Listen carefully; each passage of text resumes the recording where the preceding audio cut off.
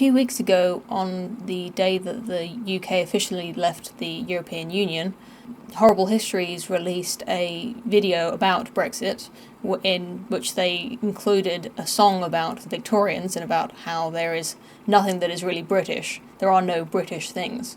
Are British things. I thought that there were many British things. Are British things. Afraid there's hardly any. There was a pretty minor controversy about it on Twitter, where people were criticising the video and saying that it was teaching children, who was the target audience of the Horrible Histories show, teaching children to hate their own country or to hate Britain. And now, a few weeks later, we've just seen the Scandinavian Airlines, also known as SAS, have released an advert that is somewhat similar, kind of eerily close in tone to this Horrible Histories video. What is truly Scandinavian? Absolutely nothing. Just like the Horrible Histories video, the Scandinavian Airlines video names a few things that are widely thought of to be Scandinavian or representing Scandinavian culture, and tells us how those things came from elsewhere, came from other countries. Someone in the advert even says that there is no such thing as being truly Scandinavian. The video of the advert on YouTube has a massive dislike to like ratio, with many, many more dislikes than likes on it. The criticisms for the Scandinavian advert were kind of similar to the Horrible Histories criticisms. So what is going on here? Why these two separate companies in two separate countries in the world making these sort of similar videos with a similar kind of message here and now? And what does it really mean to be British or Scandinavian? That is the topic of this video. I think it's important to recognise the context that these videos have been made in. I can't speak to the zeitgeist in Scandinavia at the moment. I've never visited any Scandinavian country, and I don't even know any people from any Scandinavian countries as far as I know. But I can speak to the British zeitgeist at the moment, which is not one of pride for our country. As we saw in the video where I talked to people at the Brexit celebration, people find it quite difficult to name some British things or some British values. Of course, I did put them on the spot, so it's hard to come up with an answer in that kind of situation. But I think in general, Britain is having a bit of a crisis of identity at the moment, which was why I wanted to make the video. It's true that the British culture is to be a little bit maybe over-apologetic and to be a little bit self-effacing, to be self-deprecating. But I think at the moment that is being taken to an extreme where the British people are, as I've heard it said somewhere, unwilling to take their own side in an argument.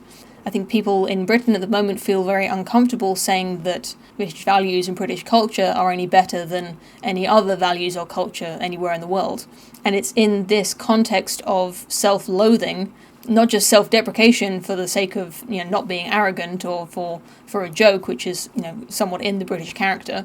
I think this goes a little bit beyond that into being self-loathing. In a culture of patriotism and pride for our country, I think this advert may not have been so tone-deaf and it may have been received a lot better. But in the context of our current identity crisis and the way that we see ourselves at the moment, this strikes me as sort of kicking us while we're down a little bit. And I think that's what a lot of other people are saying. They see this Horrible Histories video as just another indoctrination by the government or by the media to make children believe that their country is horrible and that there's nothing to be proud of for being British. I think it's also worth mentioning that although the things they mention in the video, like tea and sugar and cotton, all come from elsewhere, as they say in the video, they come from other countries, the concepts of slavery and imperialism also were not originated in Britain. And, to their credit, they don't pretend like they are British things, but it seems almost conspicuously absent. And a lot of people pointed out in comments that I saw online about this that it's a rather confusing message to say that tea is not British because it comes from India originally, but an Indian immigrant who comes to the United Kingdom is British. If they are able to get a British citizenship, and if they've been living here for a few years, we are led to believe that this is a fully British person. It's just another one of those double-think situations that I talked about a few videos ago. Both these things cannot be true. If tea is not British, then neither are any of the immigrants who come here. The Scandinavian Airlines video was just a little bit different in its meaning, as far as I can tell. The meaning of this advert is not that there are no Scandinavian things as such, but no truly Scandinavian things. It's a very small difference. I think the difference is that in the Scandinavian advert, they are indicating that these things that are thought of as Scandinavian have become Scandinavian by being brought into Scandinavia and been changed by the people of Scandinavia. We take everything we like on our trips abroad, adjust it a little bit, and voila! It's a unique Scandinavian thing. In the advert, they say that these things are brought in and they are adjusted a little bit. So, for instance, the meatballs that were originating in Turkey were brought to Scandinavia, but the way that they are served in Scandinavia, in Sweden, or in an IKEA, if you've ever been to one of those, is different to how they were served by the Turks, and it's different to how the Turks eat them now. In IKEA, or I suppose in Sweden, I don't know, you get your meatballs with mashed potato, some cranberry sauce, and this nice creamy gravy that they put on top of it all, and it's very nice. Nowhere in Turkey do they serve meatballs this way, except for maybe in the Turkish IKEA, I don't know. And nor have they ever served meatballs this way in Turkey. So to be charitable to this advert, I think they're saying that Scandinavian things have been brought in and they have become Scandinavian by being adjusted.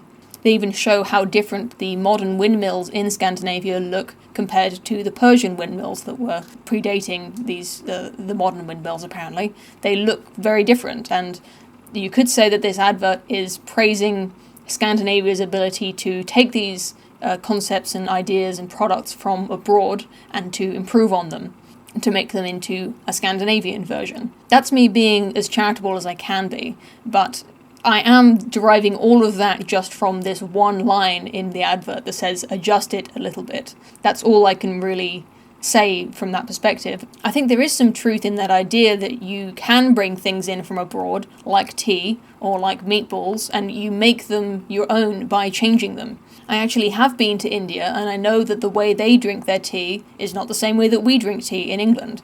And I think there's something similar that can be said about immigrants as well. If we take one example like Freddie Mercury, who was born in Tanzania to parents who were Indian and who moved to the UK, he became an extremely successful songwriter and performer, and he's widely beloved in Britain and beyond. I know this is certainly not the typical experience of immigrants, but I think it's interesting that he is now a British icon. His band Queen is a British band, and he is considered a British success story. So we should ask, is Freddie Mercury British, or was he British? He was not born in Britain, his parents were not British, but he spoke English like a native, and he certainly seemed to have adopted the culture well enough to become a cultural icon unto himself. Freddie Mercury would never become the lead singer of Queen and a cultural icon if he had stayed in Tanzania or if his parents had stayed in India. He could not have been the Freddie Mercury that we know in those countries because he would not have had the British culture that allowed him to do that. Freddie Mercury changed a lot by being born in England compared to being born in some other country. I don't need to examine Freddie Mercury's personal history or his parents' heritage to know that he's British. So yes, I think something can be British even if it comes from somewhere else. I think that Horrible Histories is wrong, and the Scandinavian Airlines advert is still wrong, but not quite as wrong. For something to become British or Scandinavian, it doesn't just have to be adjusted a little bit, it has to be changed a lot. And that's completely setting aside the fact that there are many things that were invented in Scandinavia and invented in Britain, while completely ignored by these two videos. They've cherry-picked a few examples of things that were taken from abroad, or things that were borrowed from other cultures or stolen, whatever you want to say, and said, therefore, there are no things that were invented here. But it's absolutely preposterous. One more thing that these two videos have in common is that the YouTube upload of these videos has the comment section disabled. I thought it was a good time to bring up a browser extension I've been using called Dissenter. Dissenter is a little application that adds a comment section to any page of the internet.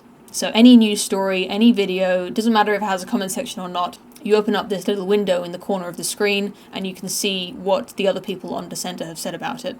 And there's just something about the idea that we're not supposed to be commenting on this, but you can. It's something really enjoyable to me. So if you're interested in finding out what people think about a page that has the comments disabled, then you can just install this browser extension. The comment section of my videos are never disabled, and I encourage people to leave their comments. I've been getting a lot of comments that have been deleted by YouTube, and it's very frustrating for me because I get these notifications up that have the first 10 or so words, the first line of a comment. I can start to read it in the notification, and then when I click through to read the rest of the comment, it's gone, and there's a little error, YouTube saying this comment is no longer available. And sometimes that's because the person's taken it down themselves or because the comment has been edited, but often it's because YouTube has removed it automatically. Just as soon as it was uploaded, it was flagged by the algorithm and removed. And it's very frustrating for me. And I'm sure it's frustrating for the people who are writing the comments as well, if they even notice it. So if you want to say something and you think it might contain something that YouTube doesn't want you to say, then I encourage you to leave the comment. By all means, it might get past the filter, but please send it to me on Twitter, or you can send me an email. Please send me an email. My email address is potheperson@gmail.com, all one word. It's all... Someone asked me the other day if my email address was all lowercase, and it's funny, yes. Email addresses are not case sensitive, by the way, in case you didn't know. It doesn't matter, you can put it in all caps or all lowercase, it doesn't matter at all. But anyway, thank you very much for watching, and I hope to see you again soon.